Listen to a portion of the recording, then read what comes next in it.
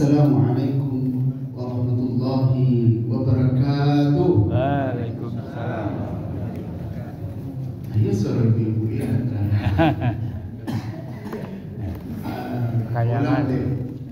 Assalamualaikum warahmatullahi wabarakatuh. Waalaikumsalam. Alhamdulillahilladzi ahyana ba'da ma amatana wa ilaihi nusyur. Asyhadu an la ilaha illallah wa asyhadu anna Muhammadan abduhu wa rasuluh sallallahu alaihi wasallam la nabiyya ba'd. Alhamdulillah, bersyukur kita kepada Allah. Allah berikan kita ketenangan batin. Allah berikan kita fadilah sehingga kita mampu sholat subuh berjemaah. Kemudian kita juga diberikan kemampuan untuk bertahan mendengarkan kajian, sebagaimana kata Rasulullah SAW, orang-orang yang berjalan dalam menuntut ilmu, sahalallahu tariqan ilal jannah. Allah mudahkan baginya jalan menuju surga. Mudah-mudahan. Amin. Yang kedua kata Rasulullah, la yaqutu qaumun yadhkuruna Allah illa khafathumul malaikah. Tidaklah berkumpul satu kaum yang dia mentadabburi kalimat Allah, tiada di situ kecuali para malaikat berkumpul. Dalam riwayat yang lain, para malaikat berkumpul mendoakan orang-orang yang berada dalam majelis ini. Wa ghasyiyahumur rahmah, tercurah rahmat. Wa nazalat alaihimus sakinah, Allah berikan ketenangan. Jadi Bapak dan Ibu, sering-seringlah mendengar kajian supaya hati ini tenang. Di rumah tak melalu, kajian dua dan lalu. Di pun masaji kajian subuh 10 menit tapi menyandang tak ada. Bapak dan Ibu berselawat kepada Rasulullah dengan melafazkan Allahumma salli ala Muhammad wa ala ali Muhammad. Salam tadilu kanan rapi, maaf tersimpuh kanan banyak. Ujinya kepada kita yang berhadir, kepada kita yang bersama. Bapak dan Ibu, salam takzim penghormatan kepada pengurus masjid beserta jajaran, kepada Ustaz Imam kita bila Maulana dia tuanku alim ulama yang pandai surat pendek dalam negara. Salam penghormatan kepada Wangku Nini Mama pengurunan kadang basah petua dan tinggi sama di anjuran dan kadang sama dia. Salam penghormatan aku kepada ibu-ibu menurunkan dua mimpake kumanan kadang sumarak di anjuran pada keseluruh. Langkok serato adik-adik nanuduh adik budiman paripaga dalam kampung, kasih tu salam penghormatan panggil itu juga. Salam ya Pak. Ya. Bapak dan Ibu, tadi malam kita berjanji akan melanjutkan kajian kita yang tadi malam. Kalian dapat Bapak dan Ibu? Dapat. Sebab kemarin tadi malam itu terputus. Puasa dalam konteks kesehatan. Kita bahas dalam konteks kesehatan jasadiyah, jasmania. Bagaimana puasa itu dia bermakna al-imsak, kemampuan untuk menahan. Apa yang ditahan? Tidak makan dan tidak minum. Bagaimana penelitian? Kita telah jelaskan bagaimana Profesor Yoshinori Otsumi tahun 2016 meneliti tentang orang yang tidak makan selama 8 sampai 16 jam ternyata bisa memberikan terapi terhadap penyakitnya. Dia itu ahli biologi, profesor bidang biologi. Nah, ini senada sebagaimana yang Allah sebutkan dalam Al-Quran, Ya ayuhan nas, wahai manusia, kulu mimma fil ardi halalan thayyiba. Kalau mau makan, makan yang halal lagi baik. Kata Allah Subhanahu wa taala, falyanzuril insanu ila ta'ami. Hendaknya manusia memperhatikan apa yang dia makan, apa yang dia masukkan ke dalam perutnya.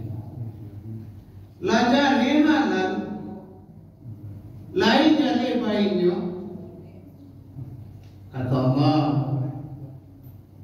kulu washrabu wa la tusrifu. Makanlah, minumlah, tapi jangan berkelebihan. Ada juga kontrol seperti itu. Nah, ini telah kita bahas. Mudah-mudahan bagi kita yang sudah mendapatkan fadilah dari al-imsak, dari puasa, mampu mengendalikan makanan yang masuk ke dalam perut. Amin. Sekarang kita masuk terhadap puasa dalam konteks kesehatan mental dan spiritual, ruhani. Di antara substansi hakikat dari puasa itu adalah pengendalian diri. Bagaimana seseorang mampu bertahan, memanajemen dirinya agar syariat Allah itu dapat dia amalkan. Di antara bentuk penyakit pada mental seseorang itu, satu, al-huzni, hazanun, sedih. Jadi tidak dapat takanai sakit tidur, sedih. Saya bertemu dengan pasien menangis. Kenapa ibu menangis? Ibu tidak bosan. Bab itu, awak sakit muliku, anak baulah dosa. Batang masuk rumah sakit, kini masuk. Ada minggu yang lalu. Kenapa ibu enggak mau makan? Terus percuma saya. Awak sakit mereka dan suami tidak peduli ke awak dosa. Sedih.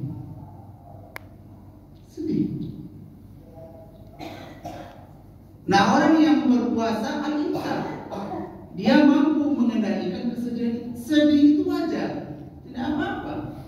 Jangankan kita, Rasulullah SAW itu diberikan kesedihan. Kita lihat di antara makna dari Isra Mi'raj itu, salah satunya adalah menghibur Rasulullah dari kesedihan. Bahasa di Rasulullah, paman beliau meninggal, istri tercinta beliau meninggal, sedih, tak dapat akal. Kalau dipantunkan bapak dan ibu, tanam di ulu Yemani kini betukuk tambah mundur, malam dahulu baru Nabi kini betukuk tambah mundur. Sedih. Kemudian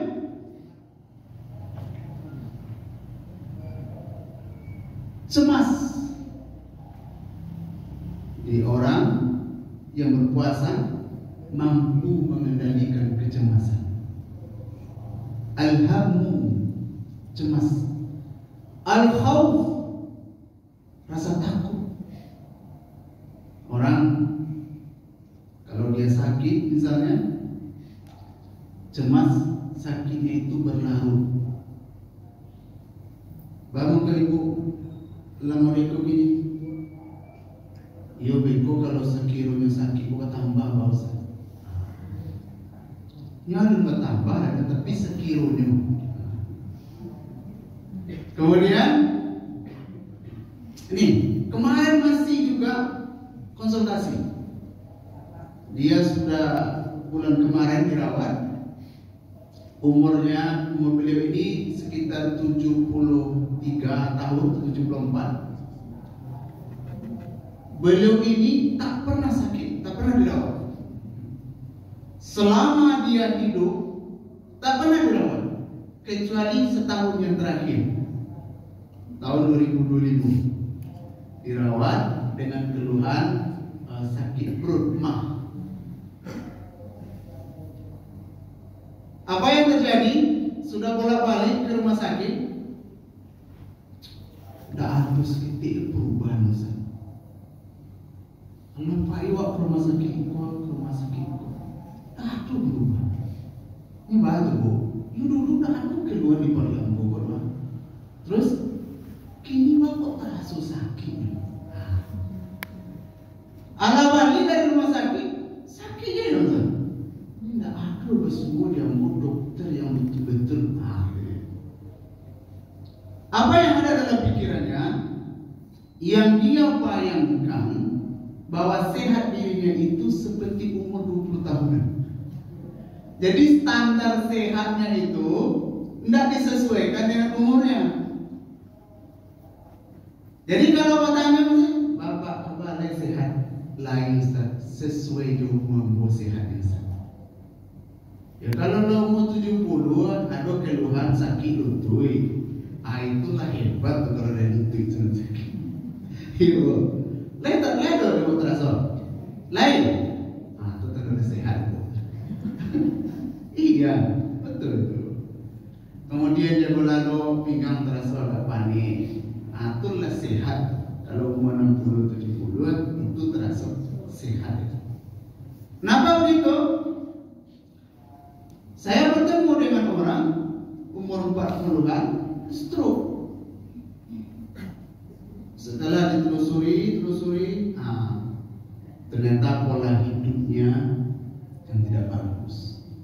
Nah, untuk menanggapi hal itu, bahwa puasa itu adalah al-imsak, kemampuan untuk bertahan, mengendalikan, memanajemen diri, maka orang-orang ketika dia diberikan persoalan-persoalan psikologis, rasa sedih, rasa takut, rasa cemas, kemudian al-ghadab, rasa amarah dan semacamnya, dia mampulah mengendalikan itu. Yang pertama, dia bisa berpikir baik, berpikir positif, husnuzon. Diberi awak, mampu awak memandang itu dalam sisi perspektif positif, baik. Kenapa begitu? Karena kata ulama, dirimu adalah apa yang engkau pikirkan. Jadi diri awak produk hasil dari apa yang kita pikirkan.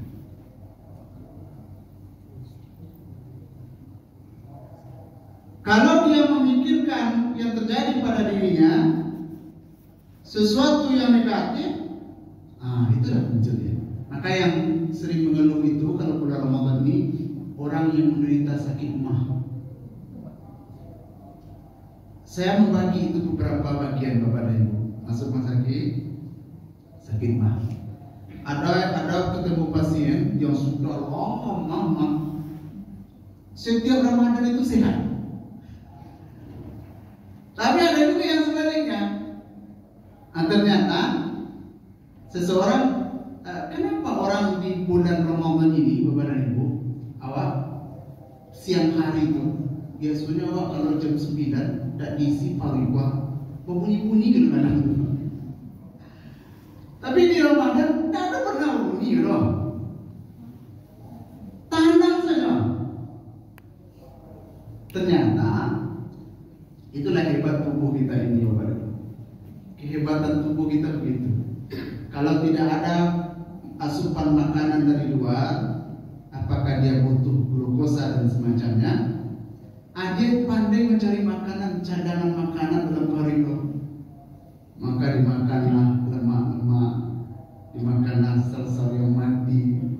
Itu menjadi tenaga. Kalau dia dibiarkan, yang stok cadangan makanan tadi menumpuk lemaknya, diurailah oleh tubuh. Ini hebat Bapak dan Ibu.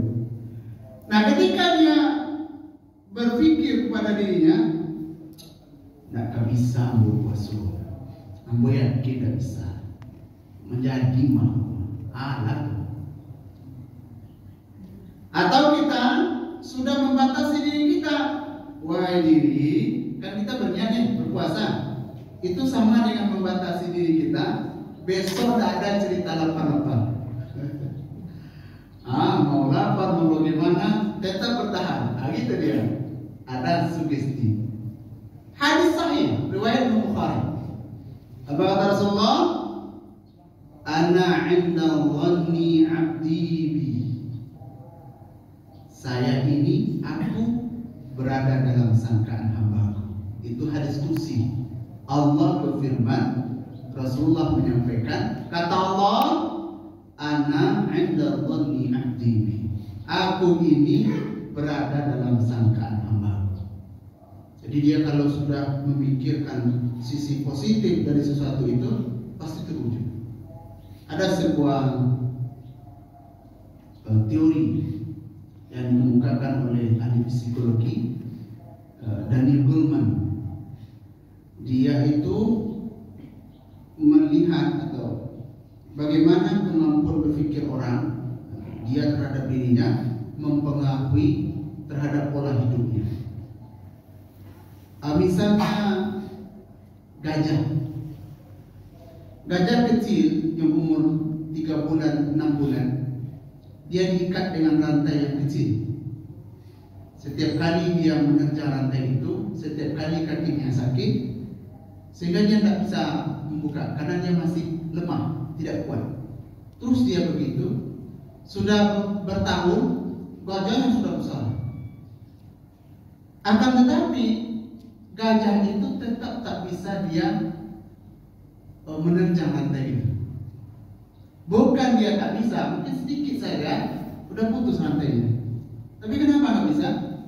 Karena dia membayangkan adalah gajah yang kecil, meskipun tubuhnya sudah besar. Ikatan terhadap diri ini, ketika dia telah membatasi kemampuan dirinya, maka dia akan tetap stagnan di situ. Nah, ini Bapak dan Ibu, berpikir positif terhadap sesuatu keadaan itu membuat mental kita sehat. Yang kedua, kata Allah Subhanahu wa taala, wa 'asa an takrahu syai'an wa huwa khairul lakum. Wa 'asa an tuhibbu syai'an wa huwa syarrun lakum. Innallaha ya'lamu wa antum la ta'lamun. Yang kedua ya. Boleh jadi engkau benci kepada sesuatu, engkau tidak suka dia ada pada dirimu, engkau sangat menolak. Kata Allah, itu yang terbaik untukmu. Allah, ada orang yang Allah takdirkan ujiannya lewat pasangan hidupnya. Ustaz, ya Bu, ambo sedang merasa 6 bulan pertama saya Ustaz, yang galak-galak kami keluarga. Terus saja itu saya ada adu deh Ustaz. Nggak adu kok sedikit ada boleh nampak yang boleh Ustaz. Iyo. Batu. Suami yang Ustaz ada pilih cerituan. Berarti 6 bulan pertama saya iyo. Itu berapa orang kan Bu? Ada 5 saja.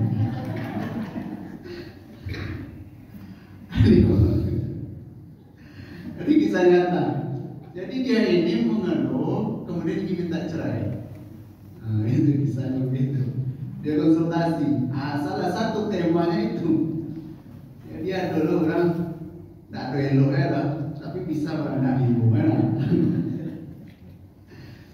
Jadi dia telah mempersepsikan dirinya.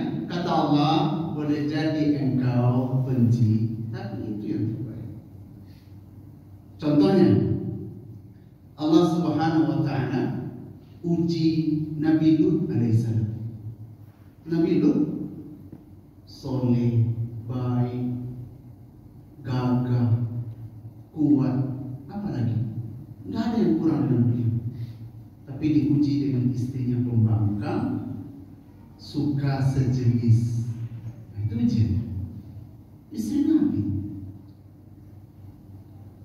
Ada Nabi awak soleh, anak soleh, tapi diuji di sebagian anaknya buruk, kemudian istrinya yang buruk. Nabi Nuh alaihissalam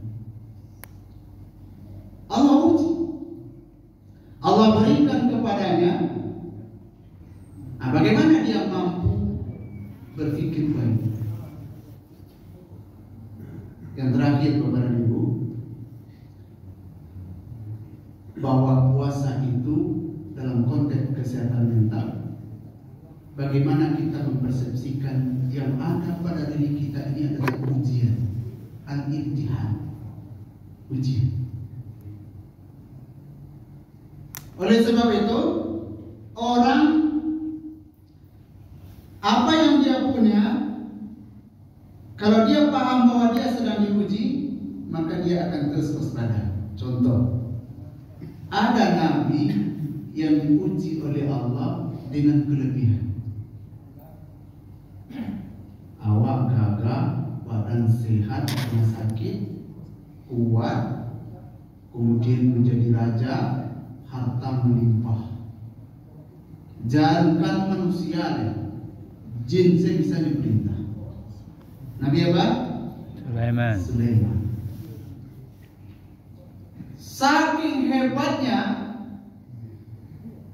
dia kumpulkan manusia, siapa yang bisa memindahkan istana Ratu Bilqis? Tidak ada yang bisa. Dia kumpulkan jin, siapa yang bisa memindahkan istana Ratu Bilqis? Kami. Berapa? 1 hari. Data yang lain, sebelum engkau berkedip, istana itu sudah pindah. Ternyata iya, pindah dalam sekejap istana itu. Coba Bapak Ibu, kalau ada manusia seperti itu, aku yakin jiwanya akan seperti Firaun. Iya, awak yang paling kaya, awak yang paling gagah, awak yang paling kuat, tak pernah sakit. Ale, pokoknya awak selalu. Sedangkan satu saja kelebihan diri kita, tidak sanggup awak menjalani. Kita berjalan, anak surang kawan awakku itu PC tiba-tiba hancur. Orang melirik awak, aku chat dia, tak tahu, dan lancar. Dan semalam, alawak anggap 10. Atau misalnya di rumah awak, dalam komplek, rumah awak saya berbeda sekarang. Bakilke, bakile, namanya foto ampe, cuman bini leci. Rasul, itu nggak pandai, pola nggak pandai, cari yang boh. Ini Nabi Sulaiman ketika diuji, apa katanya? Hada min fadli Rabbi.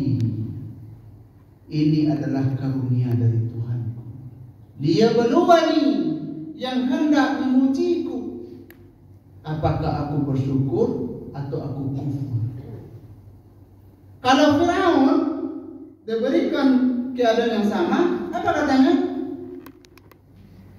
Ana rabbukumul a'la ubuduni. Saya Tuhan yang tinggi itu. Kalau ingin menyembah, saya saja yang disembah. Gitu kan. Maka orang yang berpuasa, dia mampu menganggap sesuatu bahwa ini adalah ujian dari Allah Subhanahu wa Ta'ala. Ada yang banyak sekali mengeluh kepada Allah.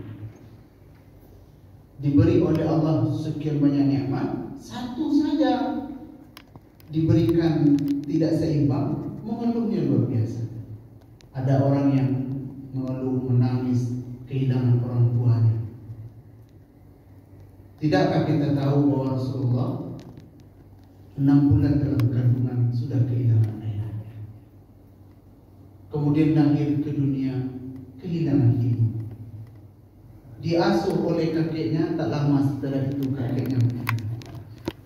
Diasuh oleh pamannya, tak lama setelah itu pamannya meninggal.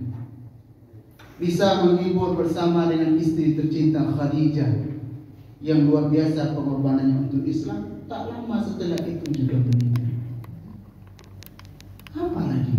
Allah berikan dia anak 7 orang, 6 orang yang meninggal dalam pelukan Rasulullah. Hanya 1 orang yang jaraknya 6 bulan setelah Rasulullah meninggal, kemudian Fatimah menyusul.